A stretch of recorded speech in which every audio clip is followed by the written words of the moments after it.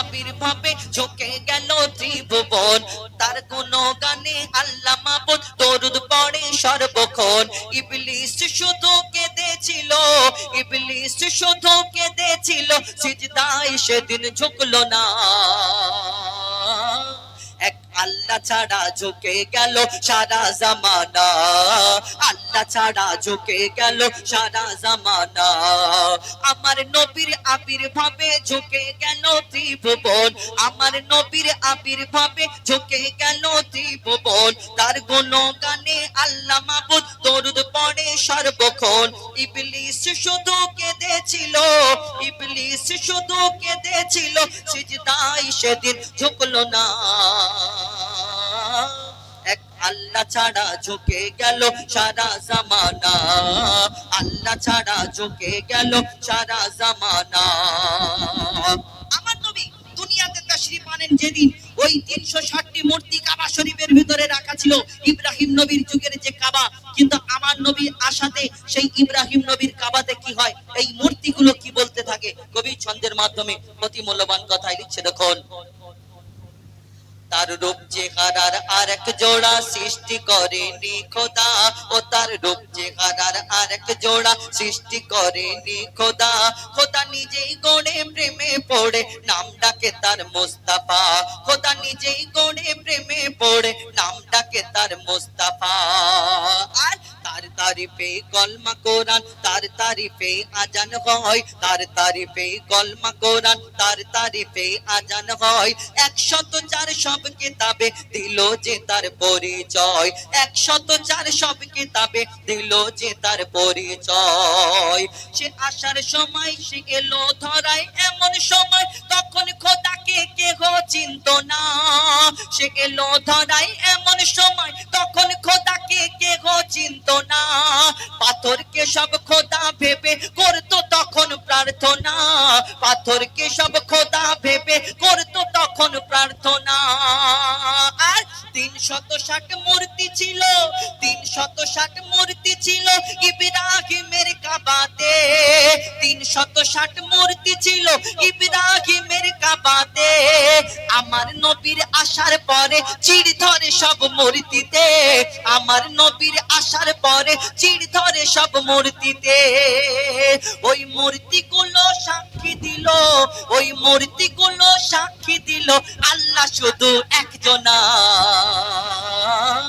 মোহাম্মদ খোদার শেষ রাসূল, রাসূল কেউ আর আসবে না।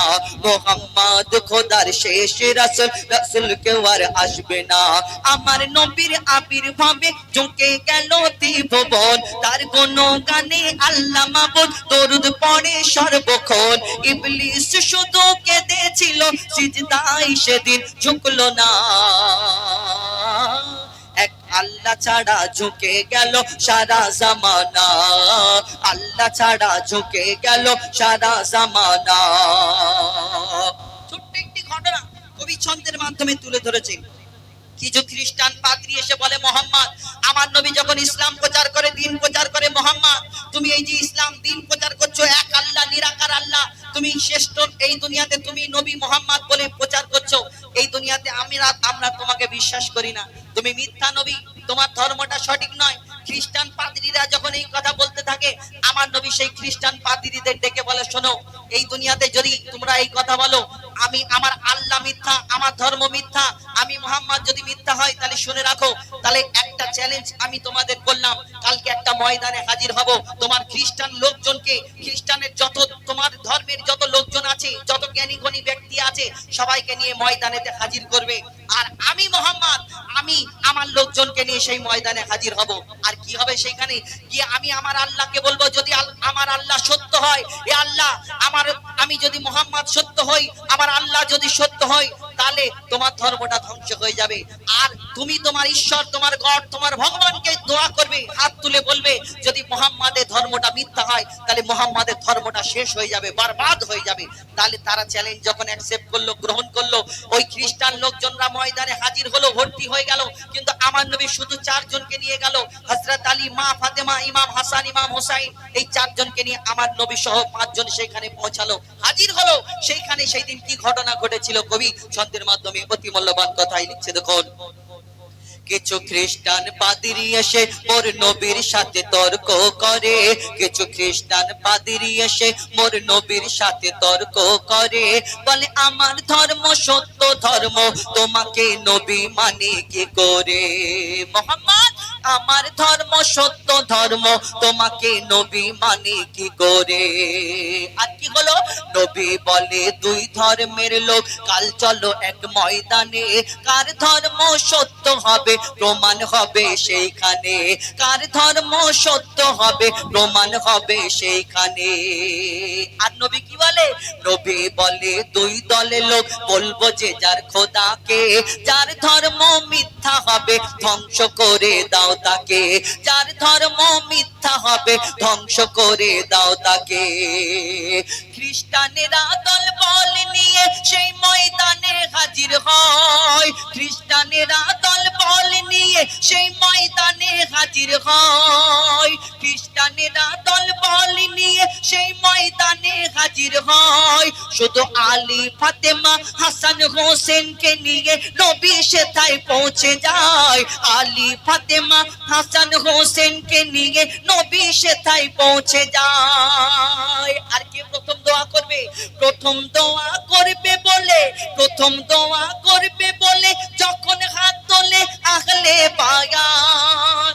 আমার নবী আত্মানার আলাউলা অর্থাৎ আহলে বায়াতকে নিয়ে যখন আমার নবী হাত তোলে আল্লাহর দরবারে কি হতে থাকে কবি ছন্দের মাধ্যমে লিখছে দেখুন, প্রথম দোয়া করবে বলে যখন হাত তোলে আহলে বায়াত, প্রথম দোয়া করবে বলে যখন হাত তোলে আহলে বায়াত। দূর থেকে সেই পাদ্রী বলে হাত নামাও মোহাম্মদ, দূর থেকে সেই পাদ্রী বলে থামাও থামাও মোহাম্মদ। কেন, তোমার হাতের সাথে ওই শিশু দুটি যখন হাত ওঠালো, তোমার হাত দূরের কথা দমে হর দমে আল্লাহ আল্লাহ জিকির ফিকিরে আল্লাহ আল্লাহ, দমে হর দমে আল্লাহ আল্লাহ জিকির ফিকিরে আল্লাহ আল্লাহ। যতই জপি আমি এই মধু নাম, যতই জপি আমি এই মধু নাম, যতই জপি আমি এই মধু নাম, ততই ভালো লাগে মাশা আল্লাহ। দমে হর দমে আল্লাহ আল্লাহ জিকির ফিকিরে আল্লাহ আল্লাহ, দমে হর দমে আল্লাহ আল্লাহ জিকির ফিকিরে আল্লাহ আল্লাহ। এই নাম জপেছে ওরে যে জন, একুল ওকুলে ধন্য সে জন, এই নাম জপেছে ওরে যে জন, একুল ওকুলে ধন্য সে জন। সারা দুনিয়ার কোনায় কোনায়, সারা দুনিয়ার কোনায় কোনায়, সারা দুনিয়ার কোনায় কোনায় এই নাম শোনা যায় সুবহানাল্লাহ। দমে হর দমে আল্লাহ আল্লাহ জিকির ফিকিরে আল্লাহ আল্লাহ, দমে হর দমে আল্লাহ আল্লাহ জিকির ফিকিরে আল্লাহ আল্লাহ। এই নাম জপে ওই ভোরের পাখি মৃদু সুরে ওঠে কোহো ডাকে, এই নাম জপে ওই ভোরের পাখি মৃদু সুরে ওঠে কোহো ডাকে। দোয়েল কোয়েল ওই ময়নাটিয়া, দোয়েল কোয়েল ওই ময়নাটিয়া, দোয়েল কোয়েল ওই ময়নাটিয়া এই নাম জপে আলহামদুলিল্লাহ। দমে হর দমে আল্লাহ আল্লাহ জিকির ফিকিরে আল্লাহ আল্লাহ, দমে হর দমে আল্লাহ আল্লাহ জিকির ফিকিরে আল্লাহ আল্লাহ।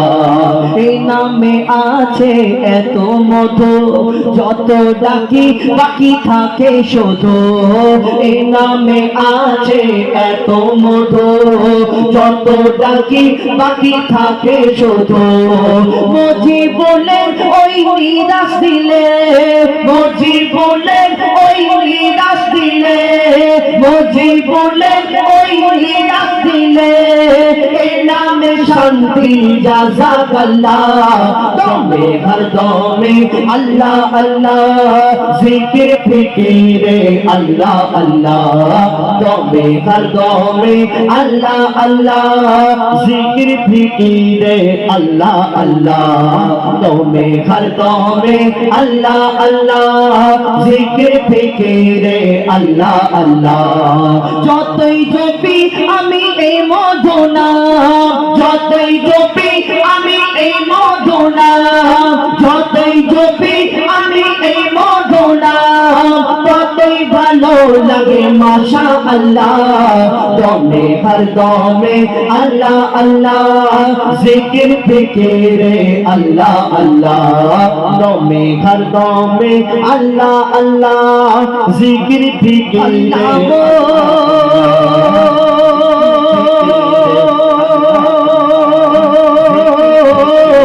আল্লাহ